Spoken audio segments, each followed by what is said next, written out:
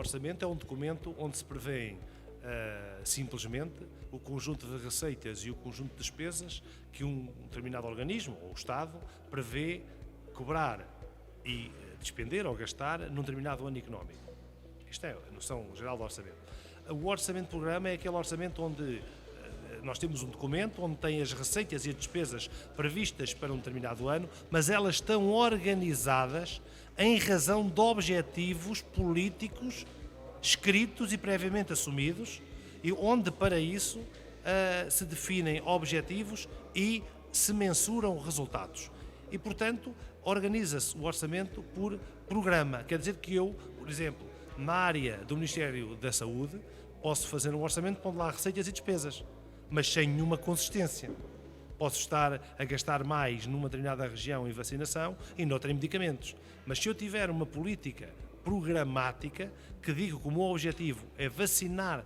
todas as meninas e meninos até aos 18 anos, eu sei que o dinheiro vai ser posto naquelas rúbricas que têm a ver com a vacinação, prioritariamente, e o que sobrar é que vai depois seguir para a parte de medicamentos, a seguir para a parte de organização e gestão da despesa corrente dos serviços e depois etc. Portanto, nós, se tivermos uma política, claro que as despesas correntes têm que estar sempre inscritas, porque senão depois o serviço não funciona, mas o que eu digo é que do ponto de vista daquilo que é o investimento do Estado, sabe-se para que é que o dinheiro lá está inscrito e qual é o objetivo. É que, no caso, por exemplo, todas as meninas e meninos até aos 18 anos sejam vacinados contra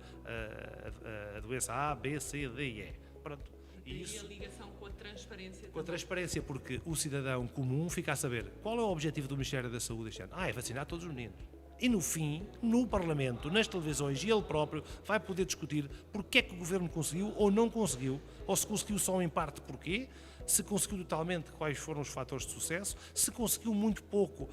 se foi por incompetência da gestão política, se foi por incompetência da gestão técnica, se foi por um problema de importação de vacinas, porque deixou de haver vacinas no mercado e, portanto, teve que se adiar aquele programa para o ano seguinte. Tudo isso é muito mais transparente, é muito mais claro, e nós que estamos em casa, a olhar para a televisão, temos muito mais percepção de perceber, olha, o dinheiro do Estado este ano na área da saúde tinha estes objetivos estratégicos, este ou aquele e aquele outro, podem ser vários, mas tinham aqueles e eles aqui e ali conseguiram e ali não conseguiram por isto assim. E é claro, é transparente e percebe-se. Hoje, no método tradicional, é mais difícil definir quais são, quer dizer, definir é fácil, mas é muito difícil percepcionar em casa qual era o objetivo que o Estado tinha relativamente ao dinheiro que vai dos nossos impostos para financiar a receita pública.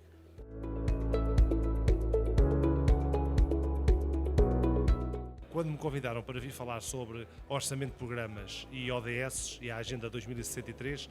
fiquei muito contente. Fiquei contente porque verdadeiramente não se pode exigir à cultura africana que de um dia para o outro se carregue no botão e se consiga que o método de orçamentação tradicional e que está assente numa tradicional administração burocrática, uma administração que se centra sobretudo nos aspectos legais da execução e do cumprimento das regras orçamentais e que acha que a eficiência é tanto maior quanto as regras orçamentais são cumpridas, e transformar isso de um dia para o outro num modelo de orçamentação por programas que assenta o seu foco na eficiência da utilização de recursos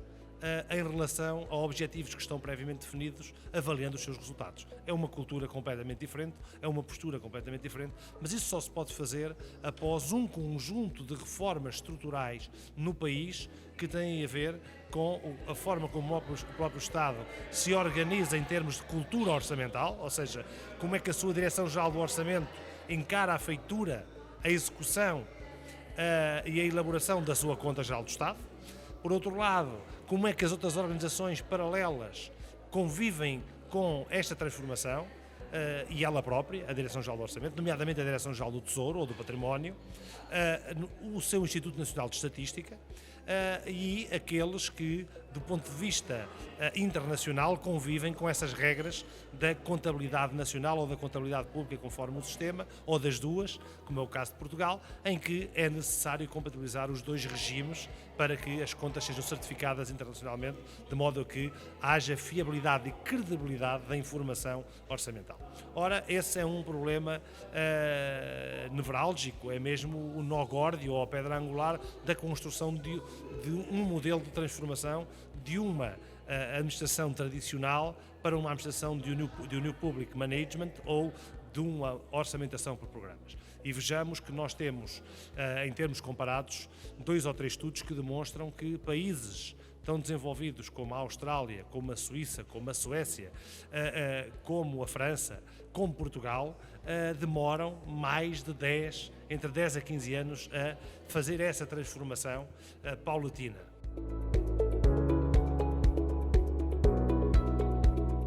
Há 2 teorias sobre a forma como fazer isto. A teoria do Big Bang, que é chegar e fez, ou shotgun, é tirar a matar, ou uma questão de haver um planeamento no tempo. Há os 2 modelos. É muito raro um país fazer uma mudança dessas, a não ser por uma crise gravíssima, como por exemplo a Islândia fez quando foi à falência.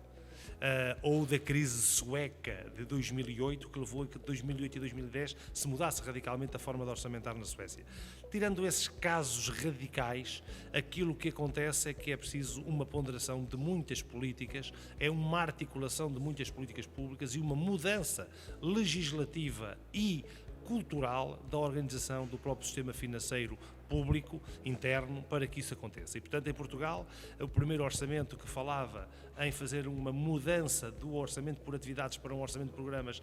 foi o orçamento de 2006, estamos em 2020 e temos normas finalmente agora para que essa reforma possa entrar em vigor a 1 de janeiro de 2021. Portanto, temos este ano de 2020 para terminar um conjunto de medidas ainda que temos que tomar, mas já se fez uma reforma do sistema de avaliação dos funcionários. Já foi feita uma mudança do sistema de normalização contabilística. A contabilidade hoje já é analítica, já tem uma contabilidade orçamental, tem uma contabilidade patrimonial e uma contabilidade orçamental incorporadas, tem um sistema de informação que está por trás dessa forma de contabilizar chamado Sistema de Normalização Contabilística para a administração pública e, portanto, hoje já houve um conjunto de reformas. Houve uma alteração da lei de enquadramento orçamental, houve uma série de anos de experimentação de medidas onde se foi transformando paulatinamente os orçamentos dos ministérios em orçamentos programas, cada ministério corresponde a um programa e, portanto, é verdade que esse trabalho foi árduo e foi moroso. Ainda estamos a ultimar normas para incluir na Lei de Enquadramento Orçamental e para fazer executar normas transitórias que estão na Lei de Enquadramento Orçamental para permitir que esta reforma definitiva do ponto de vista orçamental se enquadre e, por outro lado, este sistema de normalização contabilística ainda tem hoje uma comissão a trabalhar em algumas normas da contabilidade, nomeadamente das normas europeias de contabilidade, para que haja, de acordo com as diretivas de Basileia II, um concerto das contabilidades públicas todas no seio da União Europeia, a que Portugal não pode ficar por trás. Portanto, ainda há esse trabalho e eu diria que para os países africanos seria pôr-lhe um cutelo no pescoço, estar a exigir que o fizessem de repente, muito rápido ou de uma forma planeada do ponto de vista regional, com medidas impostas pela SADC ou uma coisa desse tipo. Acho que não me parece. Acho que cada um dos atores, cada um dos Estados deve olhar para o seu plano de voo, ver em que modelo é que quer voar, em que ponto é que está do voo, se já está a voar, e ir ajustando a velocidade de voo, a inclinação das asas e do bico, a força com que vai voando, de modo a, sim, em 2030 ter já um conjunto de ODS cumpridos. Isso também faz falta porque, repare, não se pode também pensar que basta uma transformação da forma de orçamentar para automaticamente ter políticas públicas a executar os ODS. Não, os ODS só podem acontecer executados em 2030 se, ao mesmo tempo que estamos a fazer esta transformação e que devemos fazer a transformação paulatina nos próximos 10 anos do orçamento para o orçamento de programas, formos criando políticas públicas que sejam definidas pelos governos, fiscalizadas pelos parlamentos, pela sociedade civil, tendentes a eliminar a fome, a eliminar a pobreza, a eliminar a falta de habitação, a eliminar a falta de condições de saúde, a precariedade da educação e apostar muito nestas áreas, na área da educação, da saúde, de combate à pobreza e à fome. São as 4 áreas que eu acho que são estruturais para que os governos possam fazer, de facto, uma orçamentação com objetivos, e tendo como os objetivos de desenvolvimento sustentável, mas fazê-lo com cabeça, tronco e membros a favor das suas populações.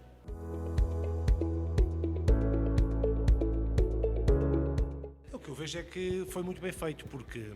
esta ideia também,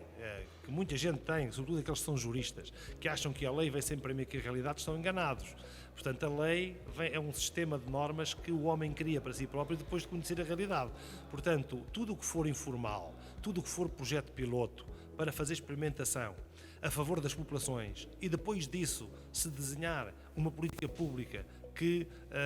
vai ajudar a catapultar aquele projeto piloto para o todo nacional ou para o todo de uma ilha ou de uma região, é fundamental fazer-se, porque nós não podemos fazer uma lei a pensar que construindo o edifício jurídico no dia a seguir a coisa vai resultar, porque não resulta. Vale muito mais fazer como Cabo Verde fez, de facto. E o caso prático é paradigmático nisso, é que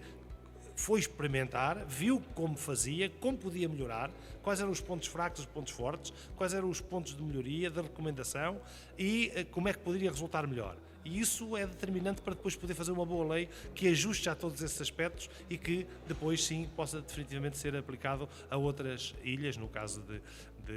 Cabo Verde, ou outros espaços. Sim, acho que o caso de Timor é paradigmático relativamente àquilo que é um planeamento atempado e inteligente de, se não os cumprirem na totalidade, pelo menos têm um caminho tendente a 2030 de ter os 16 principais ODS cumpridos. Eu digo 16 porque o 17º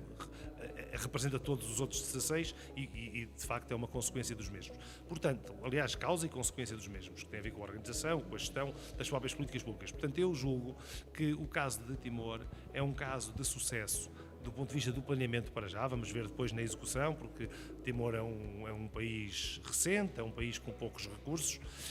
dependente também muito da ajuda internacional e da cooperação, mas eu julgo que a metodologia de olhar para cada um dos ministérios e inscrever políticas transversais que concretizem todas elas os ODS, e esse ser, digamos assim, o core business, portanto, o objetivo, a gestão diária e o objetivo central do Estado para os próximos 10 anos é muito evidenciador daquilo que é uma boa percepção das obrigações que nós devemos ter todos em termos universais relativamente àquilo que é o destino da vida na Terra.